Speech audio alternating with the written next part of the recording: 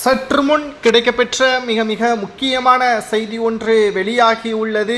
கரூரில் செந்தில் பாலாஜி பிரச்சாரம் மேற்கொண்டால் விரட்டி அடிக்கப்படுவார் என்ற தகவல் சமூக வலைதளங்களில் வைரலாக பரவி வருகிறது.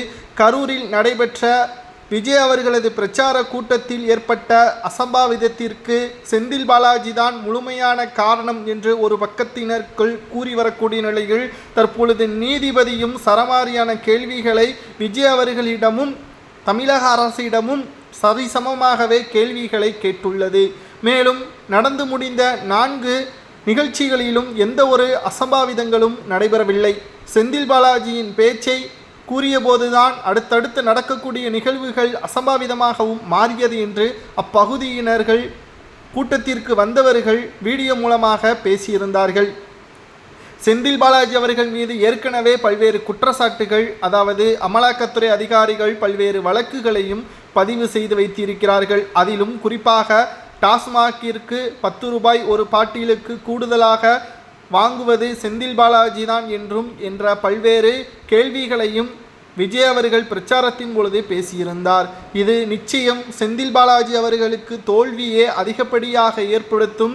திமுகவை பொறுத்தளவிற்கு பிற கட்சியிலிருந்து வந்தவர் தான் செந்தில் பாலாஜி. ஆனாலும் ஸ்டாலினுக்கு மிகவும் நெருக்கமானவர். அதற்கு காரணம் எந்த ஒரு பிரச்சனையாக இருந்தாலும் அதை உடனடியாக சரி செய்யக்கூடிய வல்லமை பெற்றவர் செந்தில் பாலாஜி என்ற நினைப்பு ஸ்டாலினுக்கு இருக்கிறது. ஆனால் கரூரில் செந்தில் பாலாஜிக்கு எதிராகவே, அதுவும் அவரது கோட்டையிலேயே விஜய் அவர்களுக்கு மிக பிரம்மாண்டமான வரவேற்புகள் இருந்தால் அது செந்தில் பாலாஜி அவர்களுக்கு நற்பெயரை இழக்கக்கூடும் என்ற காரணத்தினால் அவர் செய்த திட்டம்தான் என்ற தகவலும் தற்பொழுது கிடைக்கப்பெற்றுள்ளது.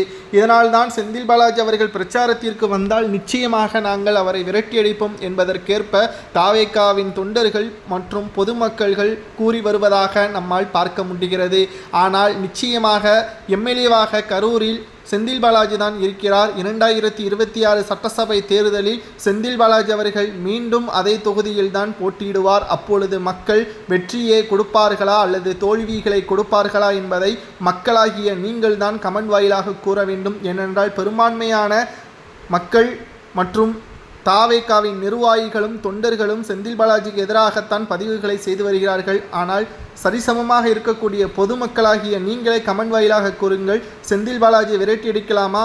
2026 சட்டசபை தேர்தலில் கரூர் தொகுதியில் மீண்டும் செந்தில் பாலாஜி போட்டியிட்டால் அவரை வெற்றியடை வைப்பீர்களா, தோல்வியடைய வைப்பீர்களா என்பதை தான் உங்களது கருத்துக்களை மறக்காம கமெண்ட் வாயிலாக கூறுங்கள். குறிப்பாக 2026 சட்டசபை தேர்தல் நடைபெறுவதற்கு இன்னும் 7 மாதங்கள் இருப்பதும் குறிப்பிடத்தக்கது.